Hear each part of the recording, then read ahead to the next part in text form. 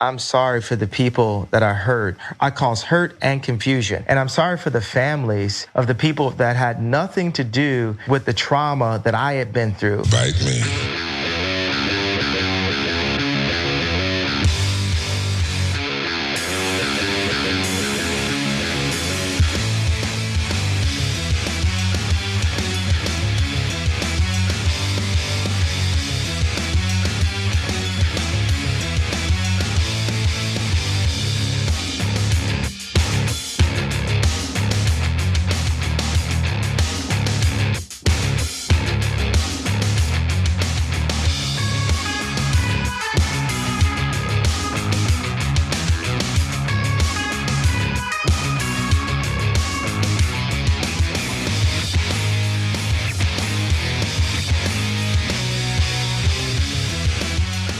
All right, welcome to the Young Turks. Cenk, Uygur, and Kasparian with you guys.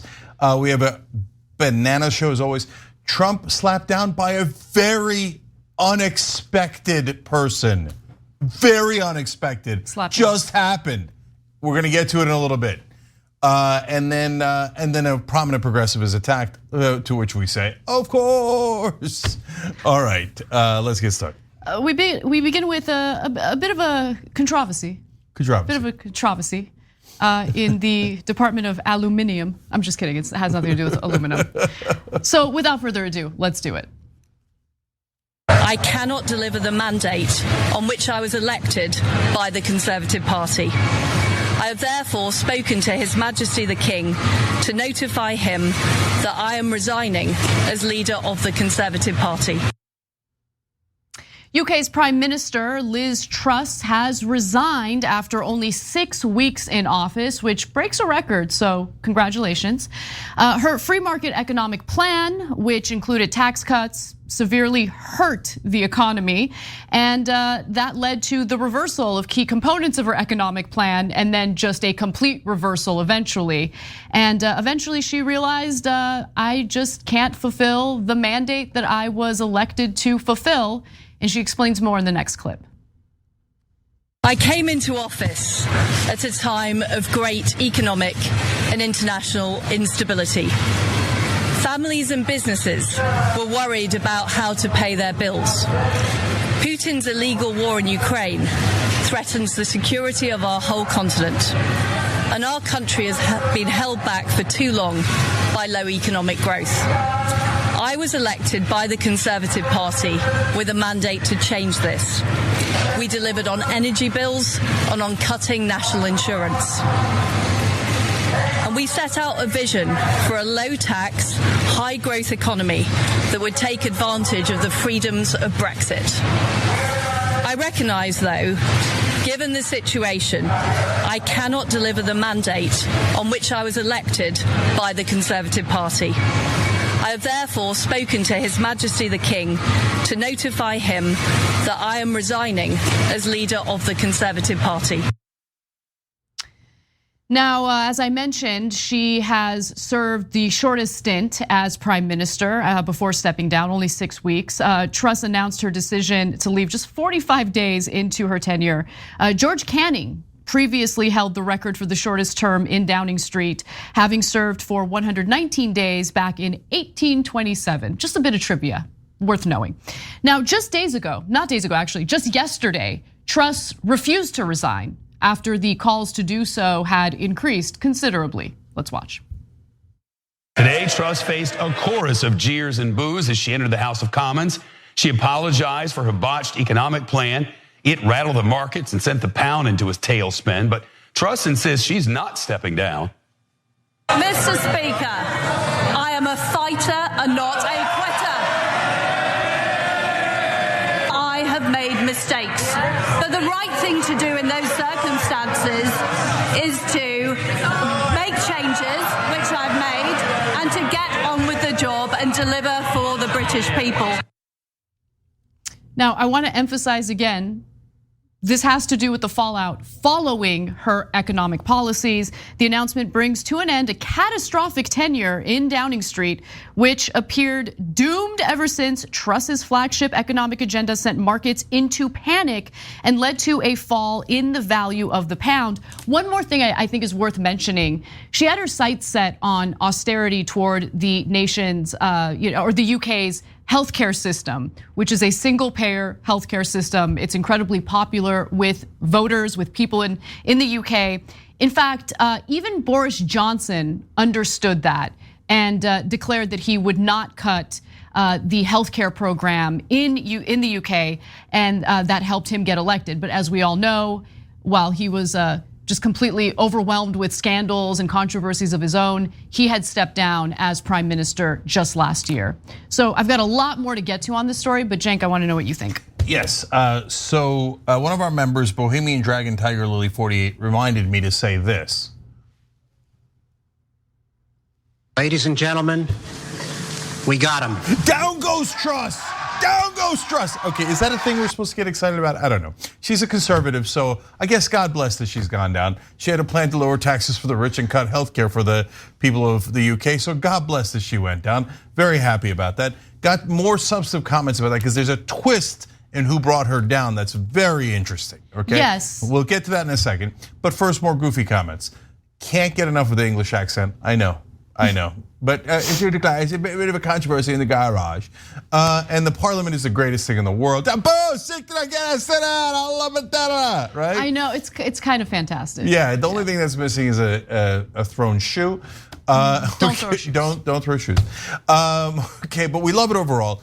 I think it's super healthy for their democracy that they got rid of her in 45 to 46 days.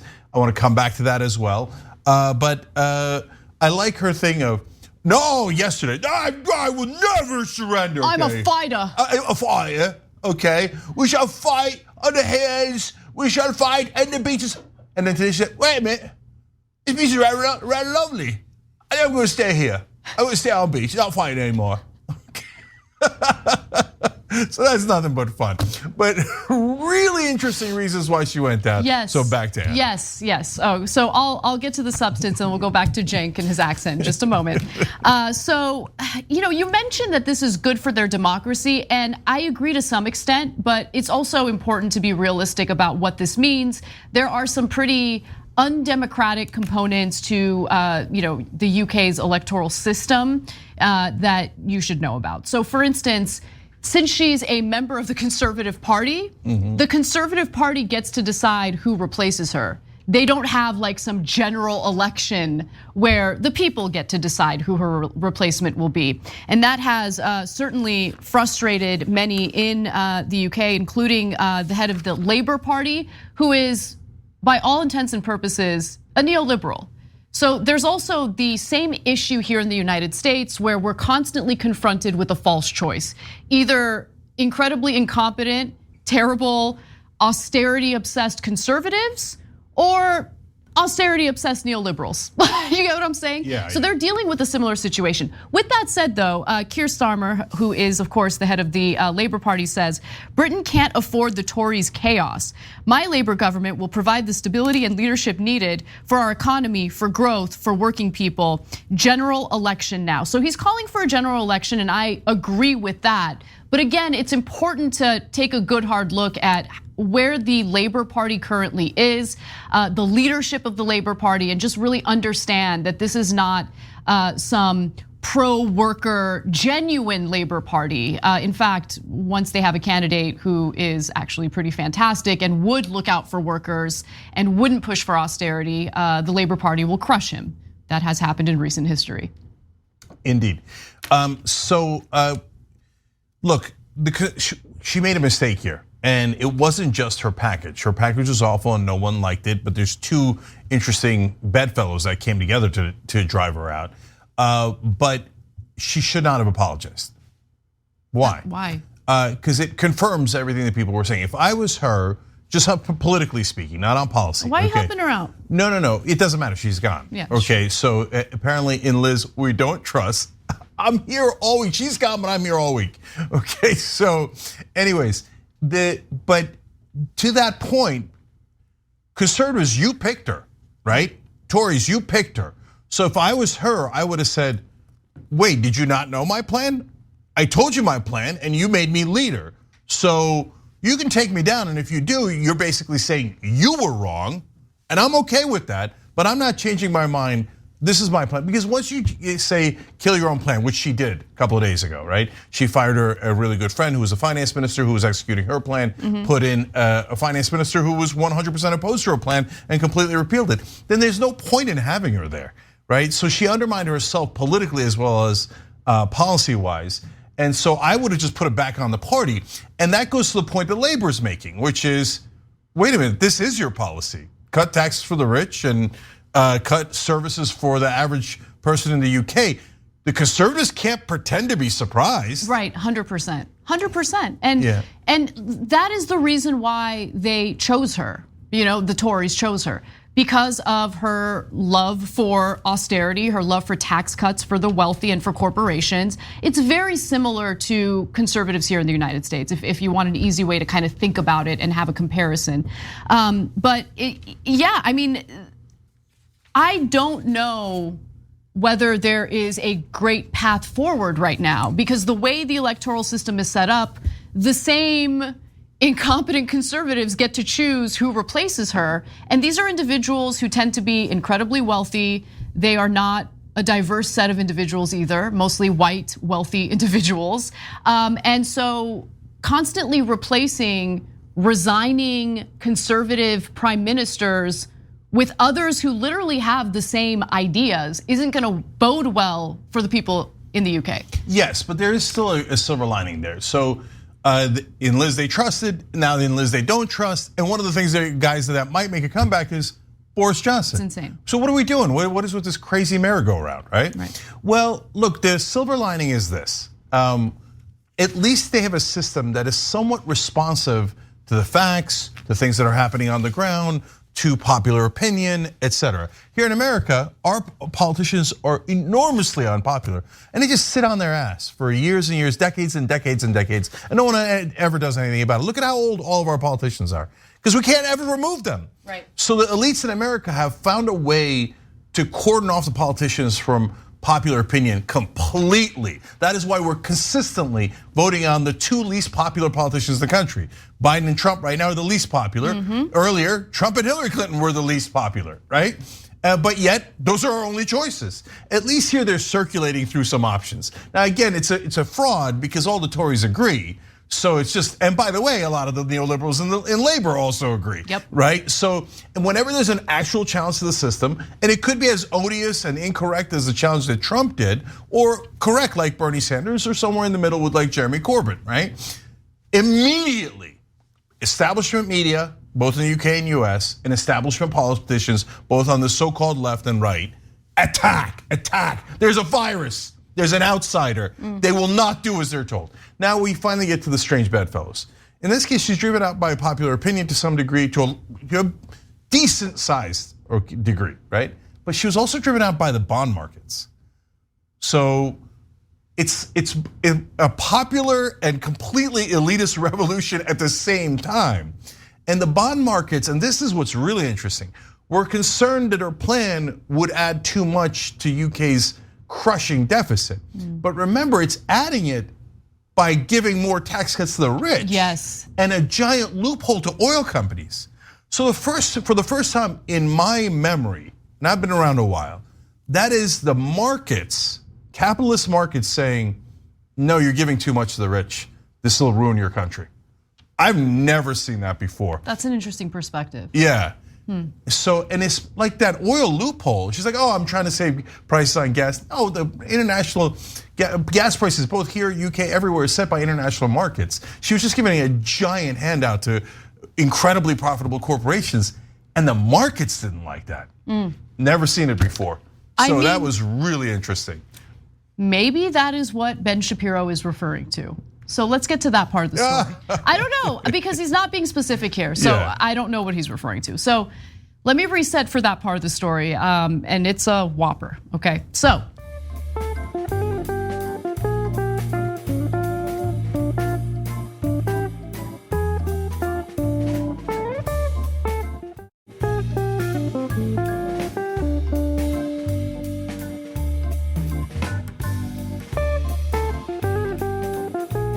UK's Prime Minister Liz Truss has stepped down after her economic policies have weakened the pound, and she has experienced a rebellion from her own party.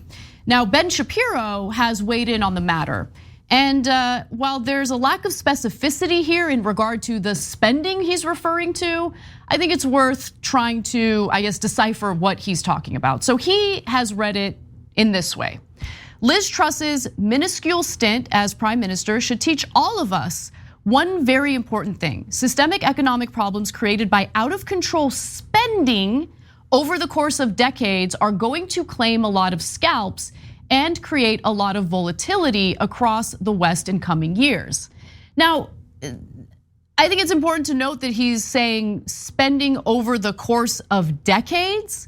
But again, there's no specificity. And in regard to Liz Truss specifically and the policies she implemented, there was austerity and tax cuts for the wealthy, which does go along with the type of economic policies that people like Ben Shapiro typically love and support. Now, with that said, I don't want to just tell you that. I want to provide actual evidence to that point. And so we go to a journalist from the UK who explains who Liz Truss is, what she supported in terms of economic policy, and how incredibly unpopular and disastrous it would be. Let's watch. The policies that she's been putting forward, which she seems to have some enthusiasm for, are extreme neoliberal policies, cutting the state, cutting taxes for the rich, even more austerity, even more privatization if she can, just at the time when we need the complete opposite policies. She's adamantly opposed to organized labor. She hates trade unions. She wants to shut down their capacity to strike and to take other forms of collective action. She also has strongly hinted that she wants to tear down the regulations protecting workers, protecting them from being forced to overwork, protecting their terms and conditions, their wages. So that's a great threat to people, especially at a time of, well, we're facing a serious economic recession.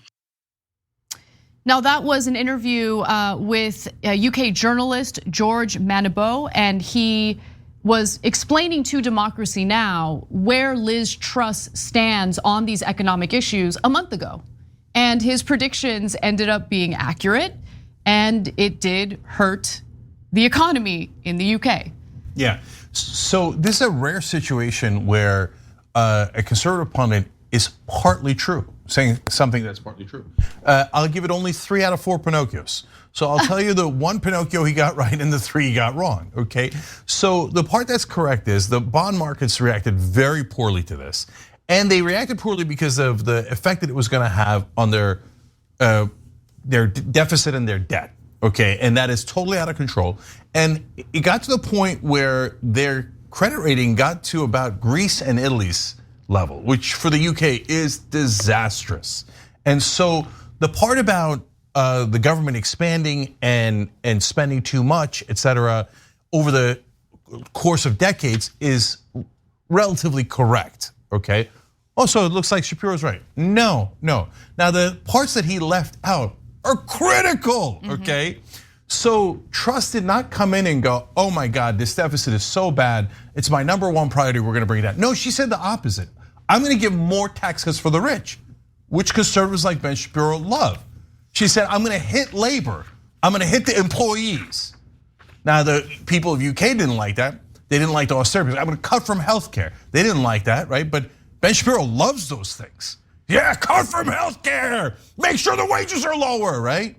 But the tax cuts for the rich is his favorite prize. Obsessed with it. In fact, it's the only thing that Republicans ever care about. And same is true of Tories. In fact, the Tories picked her because she was going to do tax cuts for the rich and austerity for the rest of the citizens. Now they have buyer's remorse, not just because there's an open revolt from the public, but because there's a revolt from the bonds market.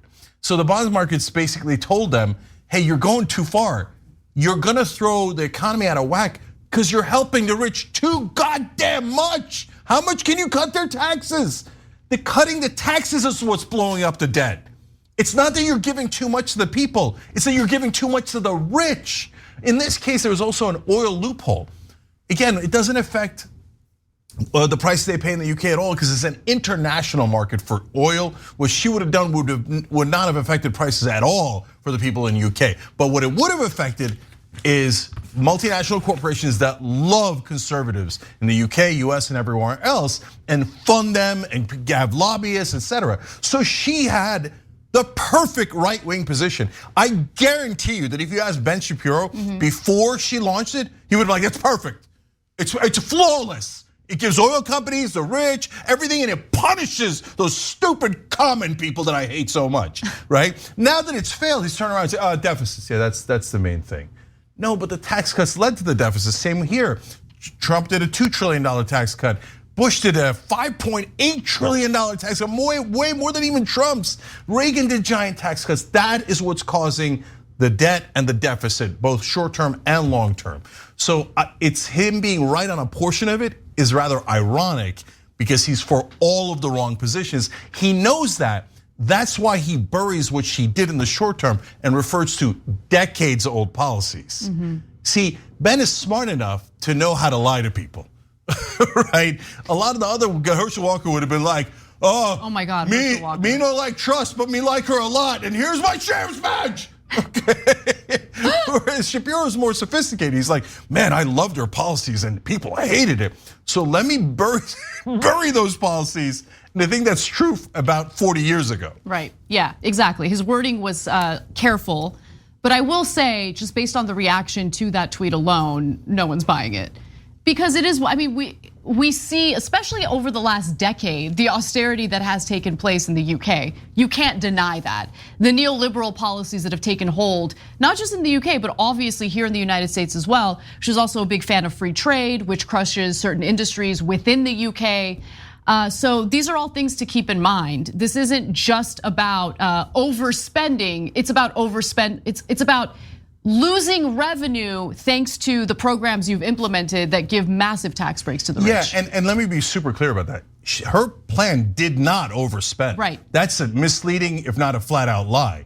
It overcut taxes, okay? That's why they lost the revenue. That's why debt was gonna be a problem. If you ask Ben Shapiro about every individual policy that she favored, I'd love to get him on the record. Are you against those policies? Because those are Republican 101 policies here in America. Yes. If you are, let us know, let your audience know. Taxes for the rich suck. Loopholes for the oil companies suck. Cutting your healthcare sucks. Let them know. No, you're not gonna do that because you're lying. And you know you're lying. So that's why if he's challenged on it, he has no answer.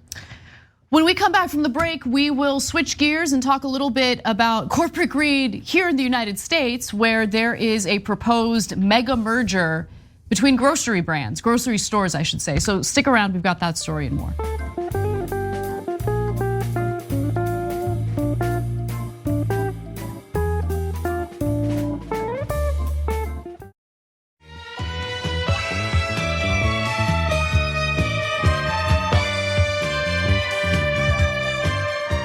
All right, back on TYT, Cenk, Anna, and Mark Mediate are here. Mark, thanks for joining. We appreciate it. He hit the join button below the video on YouTube. You all can do it at tyt.com/join. Perfect time to do it. We're giving away $100 gift cards like crazy, like they're hotcakes, but kind of literally, because it's Blue Apron gift cards. 100 of them go out to members every single week. You got to watch the live show, answer this trivia question on Friday. Casper. Well, a story that deserves a lot more attention and could potentially be disastrous when it comes to the cost of food, a mega merger when it comes to grocery stores. Kroger, the massive grocery store chain, has announced that they intend on acquiring Albertsons for the small price of just $24.6 billion. Now, this merger, if it were to go through, would have disastrous impacts on the cost of food for hundreds of millions of Americans across the country. But first, it's important to understand and note that Kroger and Albertsons already have many subsidiary brands. So Kroger brands include Ralph's, Dillon's, Food for Less, Fred Meyer, Harris Teeter, King Soopers, Mariano's, and several more. Albertsons, boasted by a 2015 merger with Safeway, or boosted, I should say, with the 2015 merger with Safeway, has that chain in its stable along with Acme, Hagen, Jewel Osco, Shaw's, Pavilions, Vaughn's, and many more. So there are already these major grocery conglomerates, right? Grocery stores, or grocery chains, I should say, eating up smaller grocery chains. And that does what? It leads to a lack of competition. It creates a monopoly. And this potential merger would make things even worse. Now, congressional testimony this January from the National Grocers Association indicates that over 60% of all American grocery sales are concentrated in just 5 companies: Amazon, Walmart, Kroger, Albertsons, and Ahold Delhaize, a Dutch grocer that owns several brands like Giant, Food Lion, and Stop and Shop. Now, if Kroger and Albertsons were to merge, that merged company would control 16% of the national market, okay? In some local markets, the merged company and Walmart combined would control upwards of 90% of the market. So it depends on where you are in the country. And that's really bad, because if there's a monopoly in regard to these grocery stores, that means that they can charge whatever they want for the products they carry, and you're not gonna have very many options, because even though there might be the illusion of options, different branding when it comes to the store itself, it's really under the same umbrella, the same company in reality. Now, just look at how the leadership at Kroger and Albertsons talk about inflation. This is an important part of the story, I would argue, the most important, because this is what their whole objective is.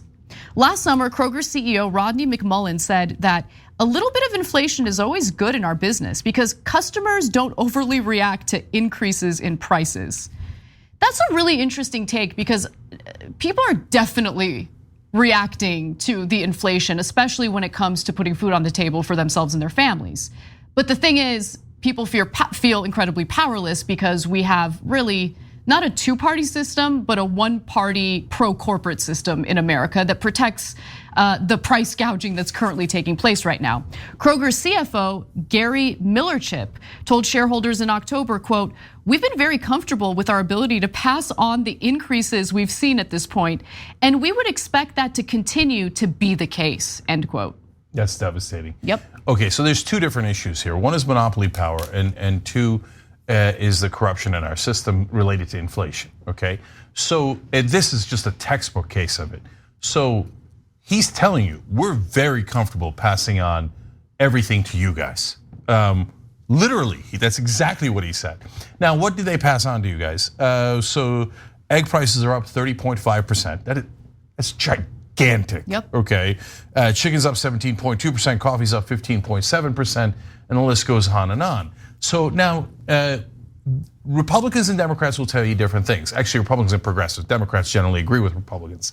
So Republicans and neoliberal Democrats say, oh, there's nothing the businesses can do. The poor businesses, they're the ones that are suffering. It's economic forces, and your wages are too high, and that's what's causing inflation. Now, that could be true, by the way. Of course, sometimes the price of supplies go up, and then at that point, you might not make a profit anymore. So is that the case in this situation? Nope. Both for Kroger's and Albertsons, and by the way, almost all of the industries, none of them are showing losses. They're all showing not only profits, record profits. But wait, if inflation was causing it, they'd be in dire straits. And they'd be like, we don't have a choice. I have to increase the price, otherwise I'm losing money. And if I lose enough money, I'll go bankrupt. But that's not the situation at all. Correct. They're making record profits, and they're bragging openly, saying, yeah, the people will take the price increase. Why? Why are the people going to take the price increase? Number one, they have an oligopoly. Yeah, they have no choice. They have no choice at all on 2 fronts. One, in a place like LA, for example, almost every supermarket is Ralph's and Vaughn's and Pavilions. So first of all, they would merge, then you would have a monopoly and not an oligopoly. You would have no choice at all. But right now, you basically have only 2 choices. It's these companies that work together all the time. They set very similar prices, yes, so that you have the illusion of choice without actually having. Why did they acquire all those companies that Anna mentioned? Why didn't they change their names? Because they like the illusion of choice. Yes, the illusion of choice is really important to grasp when it comes to capitalism, because what we usually hear about when it comes to, let's say, a communist system like in Cuba, one of my favorite memes that goes around by right wingers is a grocery store aisle in Cuba. I forget what the product is, but there's one brand. You have no other choice, one brand.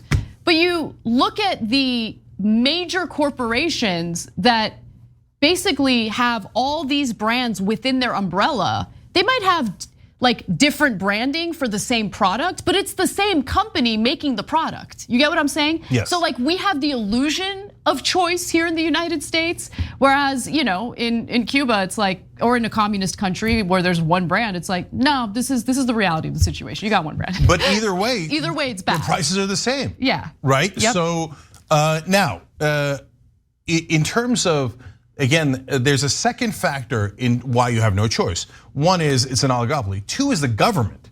The government is never held accountable because moneyed interests have completely seized the government, including, most importantly, it's not people of a particular race or ethnicity. No, it is corporations. They have completely controlled our government. So that's why their CEOs brazenly go out on calls and go, we have them under complete control. There's nothing they could do. We're passing on the prices to them. We're super comfortable. Their representatives are our servants, right? They didn't mention that part, but it's super obvious. And so there's no way they could ever fight back. They brag.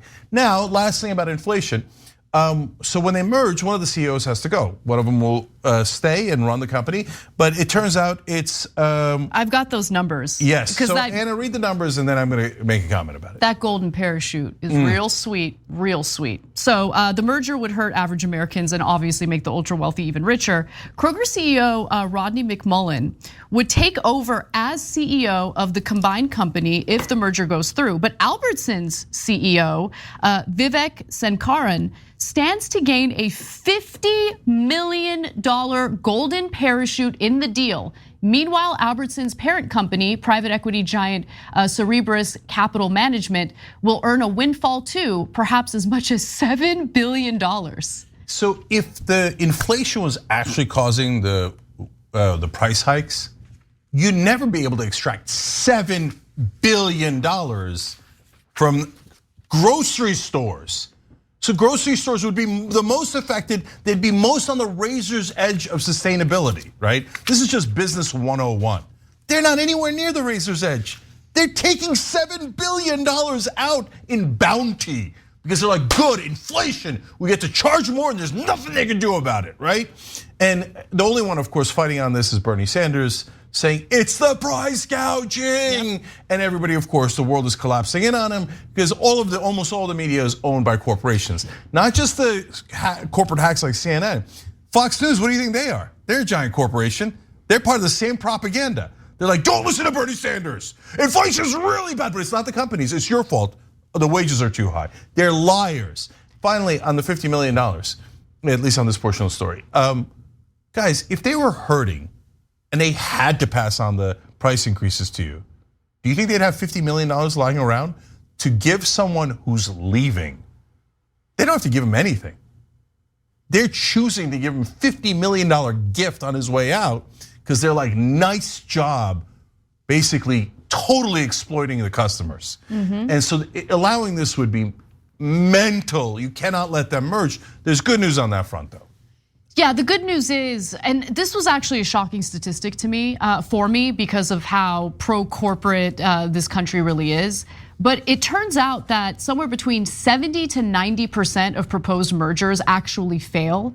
So the antitrust division of our government apparently is doing an okay job, but when you take a step back and you look at some of the biggest mergers over the last few decades, they've been pretty devastating in terms of prices and inflation for the American people. So I can't imagine how many proposed mergers they're dealing with on a regular basis to get a percentage that high, but it's really important for this particular merger to fail. Yeah, so there's a lot of nuance there. Real quick, a lot of the smaller ones fail. The giant corporations basically own the government, except for the FTC under Biden. So we often criticize Biden. I don't think he does enough.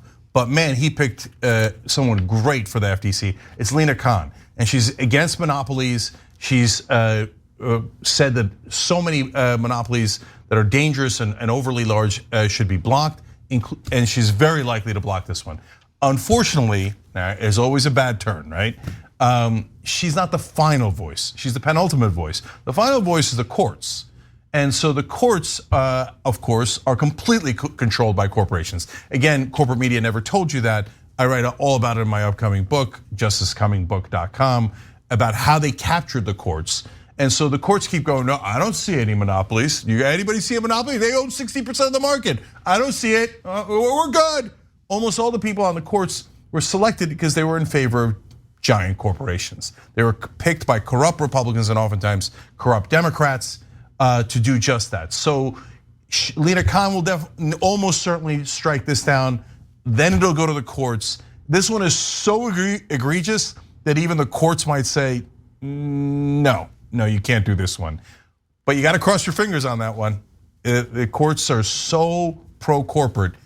And it might go to the Supreme Court. The Supreme Court is the most pro-corporate. Absolutely, yes. And a couple of the Supreme Court justices, remember, were picked because they allowed corporations to kill their employees. Literally. Okay. And so if it goes all the way to the Supreme Court, they might be like, oh, I love it. Why can't they get 100% of the market, right? So the jury's still out on this overall. Well, believe it or not, we actually have a great decision by a conservative Supreme Court justice coming right up after the break. Don't miss it, it's unbelievable.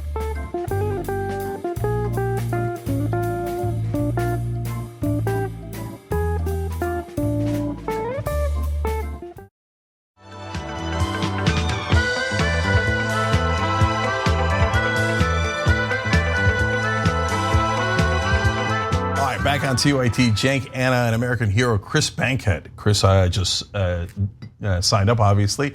Hit the join button below the video on YouTube. You're awesome. TYT.com/join everywhere else. Forward. Chris Bankhead sounds like he's going to be the next head of the Federal Reserve. Yeah, doesn't he? Yeah, he's totally. like, oh, and our new CEO at JP Morgan Chase, Chris Bankhead. Ooh, little on the nose, but got it. Yeah. All right, let's get to the next story. We've got shockingly good news coming out of the United States Supreme Court, which of course is dominated with conservative Supreme Court justices. This time, Supreme Court Justice Amy Coney Barrett, of all people, basically rejected a call from a conservative group representing taxpayers to essentially do away with Joe Biden's executive action on student loan debt relief. Now, here it is, Reuters reports that Justice Amy Coney Barrett declined to block President Biden's plan to cancel billions of dollars in student debt in a challenge to the policy's legality by a Wisconsin taxpayers organization represented by a conservative legal group. Now, this is good news, but there is a little bit of a twist at the end, so stay tuned for that. First, let me give you a little bit of context on what's transpiring with this conservative group and why they got slapped down by a federal judge and now by Justice Amy Coney Barrett. Now, she declined to even provide an explanation for it, and I think that the lower courts did a good job actually explaining why they have no legal ground to block Biden's order here. Now, 2 days after the Biden administration began accepting online applications for the debt relief program, this Wisconsin organization asked the Supreme Court to halt its implementation. The Brown County Taxpayers Association argued in the request for emergency relief that Biden's program would cost taxpayers more than, get a load of this, $1 trillion. Now, student loan debt overall is about 1.7 trillion right now, and federal student loan debt is 1.4 trillion. The idea that this would cost taxpayers $1 trillion is just a straight out lie, especially when you look at how modest the debt relief is by Joe Biden. But let me continue. And that it circumvents Congress, which controls federal spending. So their whole argument is it's unacceptable that this was done through executive action. It should be Congress. And I love when they say that because they know that it ain't nothing getting through Congress. They know it. Okay, and that's why we have to rely on executive action, which has flaws, okay? And I'll get to those flaws in a moment. Now, here's their argument. They argued The blow to the United States Treasury and taxpayers will be staggering, perhaps costing more than $1 trillion. If this program goes forward as planned on Sunday, then the president will unilaterally spend roughly 4% of the nation's GDP, gross domestic product, the emergency application said, which is also ridiculous, and I'll explain why in a moment. Now, here's what's concerning about their tactic, and I'm glad that it didn't work, but I was concerned that they did this emergency application that was addressed specifically to Amy Coney Barrett, because Amy Coney Barrett is not a friend to students who are struggling with student loan debt. And she's very much, yes, a conservative justice, but also a pro-corporate justice. So when it comes to crushing ordinary people, economically speaking, she's got no issue with that. So I don't know what motivated her to basically reject the call to block Biden's executive action, but I'm glad she did it. With that said, I think it's important to go back to what a federal court had ruled on this issue, because even though that federal judge had, blocked this effort and said, no, we're gonna allow Biden to implement this executive order, he specifically said, since it's an executive order, it is very likely that once Biden is out of office and once a Republican is in office, the Republican can easily reverse it with no problem. So that is something that is possibly coming up. And so while there are certainly major flaws within the Biden administration and the corporate Democratic Party, fact of the matter is a Republican president would have no issue reversing this modest student debt relief. In fact, we've already experienced that under the leadership of Amy DeVos, who was the education secretary during the Trump administration. Betsy DeVos. What did I call her? Amy. Oh, I'm sorry, because you've Betsy. got Amy Coney Barrett in your mind. My bad, misspoke. So guys, you know what that means, get your checks, okay? So as soon as they allow it, make sure that you apply if you're in those categories. Because if Trump or another Republican comes in, they're gonna say, oh, hell no, you're a regular person. We hate regular people. You're not at all rich. So I'm not gonna give you any money. Trump, on the other hand, gave $2 trillion to the rich. All right, so now there's a couple of super interesting things in this story. Number one, it's always shocking when conservative Supreme Court justices apply the law correctly. So there was like a, whoa, she didn't cheat moment here today? Yeah. And that's great news, okay? I know it's a super low bar, but these days we'll take it. So why is her position clearly correct? So there's something in law called standing. And so in order to sue someone, you have to have standing. That means if you have no standing, it's the court basically saying, who are you, bro? Why are you here? Okay, why are you the one suing? Okay, you got punched in the face. You have standing because you were the one who was hurt. You're right? aggrieved, yes. Yeah, you're aggrieved. But if you saw the guy getting punched in the face, who are you, bro? Why are you here? You can't sue, right? So the court has been super clear that you cannot sue the government just because you're a taxpayer.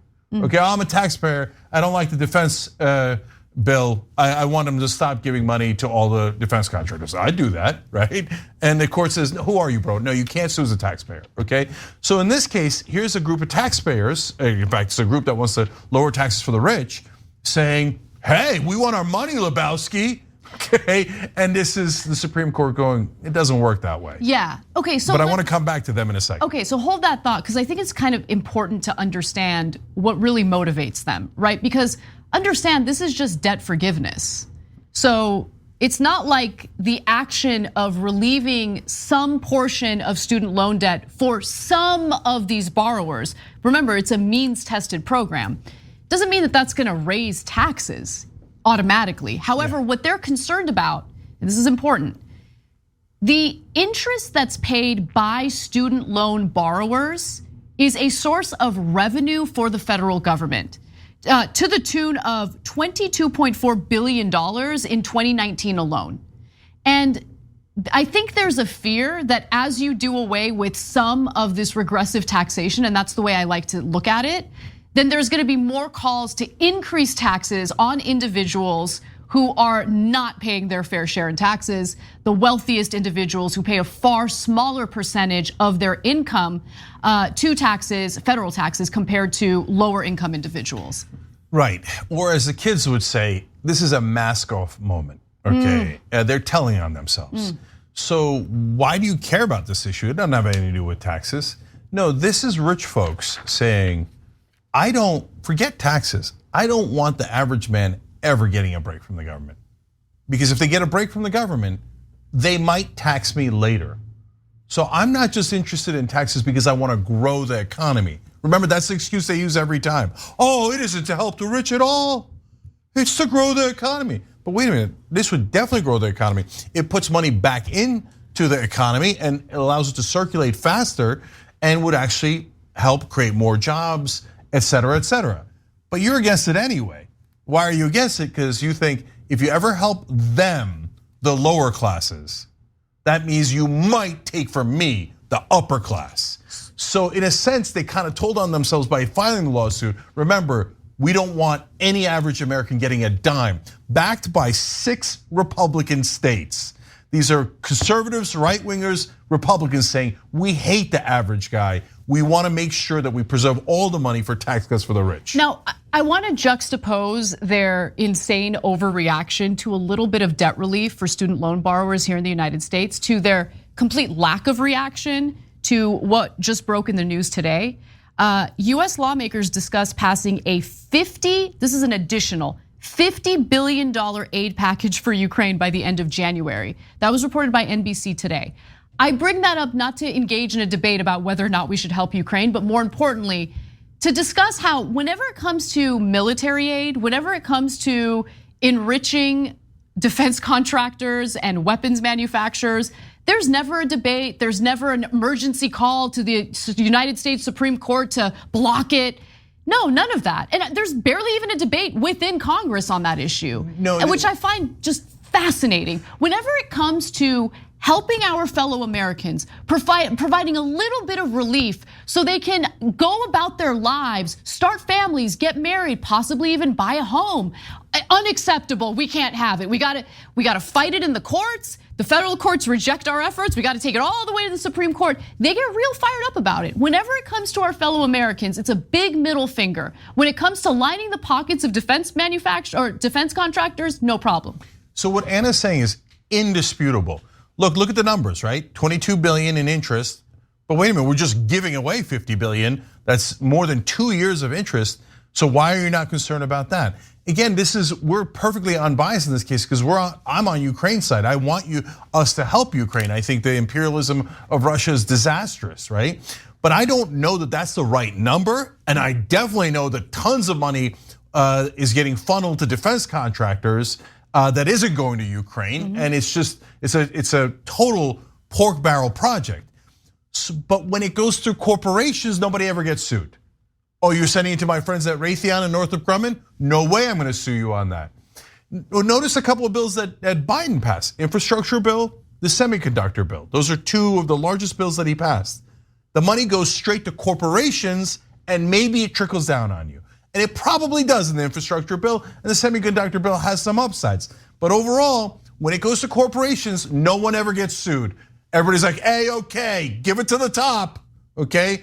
Corporate Democrats agree, Republicans agree, the courts agree, all the right-wing groups agree, right? Whenever it goes directly to the average American, the student debt relief, that's going straight to Jane and John Doe. I hate it, sue it, kill it, destroy it. Yep. That's who the right wing is in this country. They hate the average guy. And that's why, as Anna has said a million times, that's why they do the culture wars. To pretend to be on your side. Don't you hate trans people like we do? Yeah, okay. Rob the bank. You think all coast is clear, they're distracted. Rob the bank, rob the bank. That's what Fox News is. That's what the Republican Party is. All right, one more story in the first hour. And this is, I don't know, there's something in the water that Democrats are drinking lately, because we've been wanting this for such a long time and we're seeing more and more of it in the debates. So let's take a look at how Annie Andrews performed on the debate stage recently.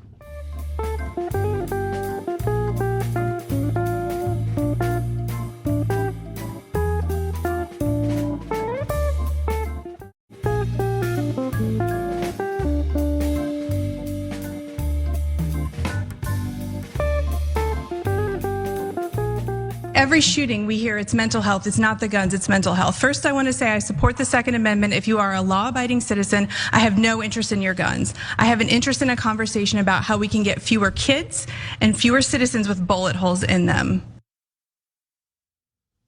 Things got real spicy during the debate for a seat in South Carolina's 1st congressional district. Now, the topic of gun control came up, and it was fascinating to see the Democratic candidate here, Annie Andrews, fight back against a narrative we hear from the right wing quite often when a mass shooting takes place. Now, the Republican incumbent is Nancy Mace, and she, of course, pretended to care about mental health and how we need to really do something about it to prevent the prevalence of mass shootings in this country. But Annie Andrews, the Democratic opponent, wasn't having it. Let's watch. We've got to make sure that our schools are funded with SROs, the school resource officers, throughout the state of South Carolina, something I supported and voted for. We got to address mental health. We got to address suicides in this country that have gone up exponentially for adults and our youth over the last 2 years. Thank you, Representative So why did Mace. you vote no on the Mental Health Dr. in Schools Andrews, Act? if you would like to rebut, you certainly can for 30 seconds. Yes, Thank you. every shooting we hear it's mental health, it's not the guns, it's mental health. First, I want to say I support the Second Amendment. If you are a law-abiding citizen, I have no interest in your guns. I have an interest in a conversation about how we can get fewer kids and fewer citizens with bullet holes in them. If it's mental health, why did you vote against the Mental Health in Schools Act? And again, why did you refuse to vote on the bipartisan gun safety bill that Lindsey Graham supported? So every woman in this district would like to know why you don't care about our children's safety in schools. I'm a mom of 2 kids. I understand a single working that. mom. To say I don't care about kids, that is repulsive Children's and disgusting. safety in schools, To say that Nancy. you know what is not safe is supporting sex change surgery on kids. That's not safe. Great pivot there, because she got caught in a lie. And I'm so glad that Annie Andrews was smart enough to look at Nancy Mace's voting record, and it's right there in plain sight. You can check the record for yourself. She absolutely voted against HR 7780, and that was titled the Mental Health Matters Act. And I was actually fascinated to see, considering how the GOP purports to care so much about mental health in this country after a mass shooting and only after a mass shooting, how many Republicans voted in favor of that legislation? So let's take a look at the graphic here. And as you can tell, wow, one Republican voted in favor of it, 205 voted against, 6 abstained from voting. And as you can see, not a single Democrat voted against this in the House. Okay, so there's a super interesting phenomenon that you're seeing in this debate that I want to tell you about. I think that's a bigger story here. But let's pause on this bill first. Every time you see a Republican tell you, it's not the guns, it's mental health. Remember this bill, they all voted against it. Except for one. 205 out of 206 were like, oh yeah, we're just lying. We're all liars. We don't care about mental health at all. No, that goes to the average American. I hate it. That didn't even go through a corporation. I hate it, no way, right? They're all goddamn liars. If there was an honest press in this country, they would tell you that. Instead, I can't tell. I mean, that's why there's a New York Times pitch bot making fun of the New York Times for calling everything even. This is not even. They're liars. They don't care about mental health at all. It's just an excuse to protect gun manufacturers. Okay, now, and you know that she voted no on it. Where she's like, all right, well, didn't you vote no? Trans, gay, kids, sex change operation.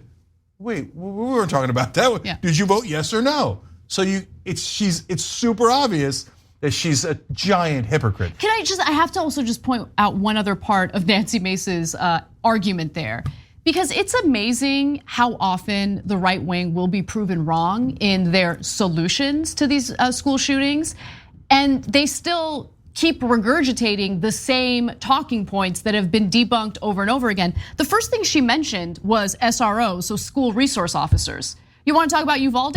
I mean, so did we need like maybe 100 more cops there on the scene before that guy started shooting up kids for, that shooting to be prevented? I mean, it makes no sense. Makes no sense. The mass shooting that happened at the Tops grocery store in Buffalo, New York, there was an armed guard there. And obviously that wasn't enough to stop the mass shooter from gunning down shoppers at that Tops grocery store. So like the idea that all you need is one man with a gun, you just need one good guy with a gun to prevent this from happening is crazy. And to be sure, I mean, I think Annie Andrews did a really good job just, in my opinion, expressing what the majority of the Democrats and the left feel about gun legislation. I don't want to ban guns, I don't. But we need common sense gun regulation to ensure that when guns are sold, they're not being sold to the wrong people who pose a threat to public safety. That's not that difficult to do. And I think her line, bullet holes in them, it paints a picture of what happens to children all across this country, to people all across this country because of our lax gun laws. Yeah, I mean, so of course Anna's right about the absurdity of the argument. We just needed a couple more cops. You had 400 cops at Uvalde. 400. And that didn't do the job. And your solution is more cops, more guns. Hey, do you have gun manufacturers that give you money through the NRA, et cetera? I bet you do. Almost all the Republicans do. So, and then that disingenuous line of, I'm a mom. I can't believe you would say, I don't give a damn what you are, right? So, I mean, look at all the sellouts they have from the different races and backgrounds, et cetera, that are all over the Republican Party. Herschel Walker, I'm black. Well, let me tell you, black culture is all wrong. Okay, so I'm a mom. Oh yeah, it's okay, shoot the kids. Hey, did I get the check? Did the check clear? Check cleared. Shoot other people's kids. My kids are in the line of danger. Did the check clear? Good, we're good. But now the more important issue. The Democrats are fighting back. What the hell? That doesn't happen in decades. So you got Tim Ryan, you got this person over here doing it. You've got obviously Fetterman doing it, and it's popping up in more and more places.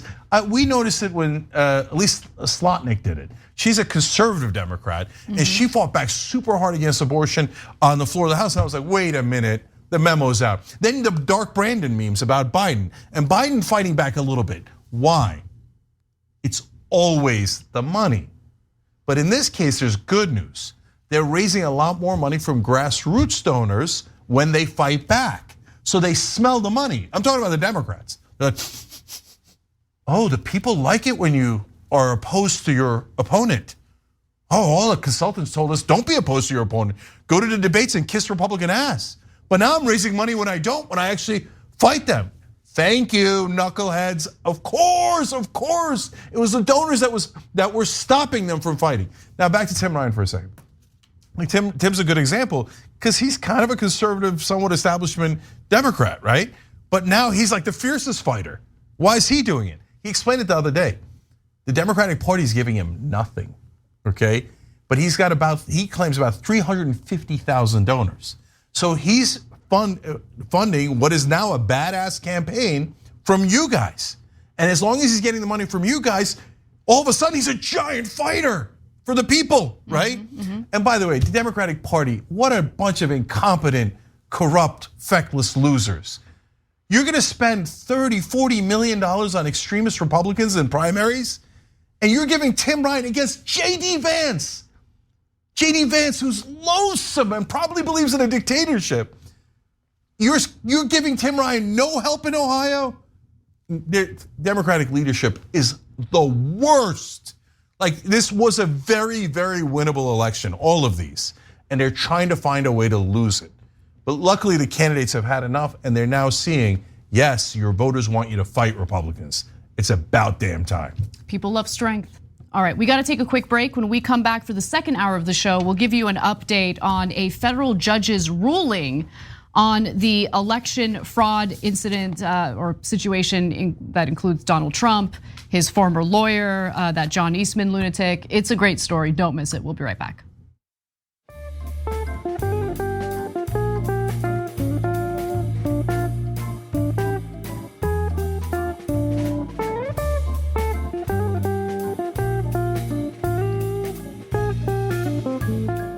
Thanks for listening to the full episode of The Young Turks. Support our work, listen ad-free, access members-only bonus content, and more by subscribing to Apple Podcasts at apple.co/TYT. I'm your host, Cenk Uygur, and I'll see you soon.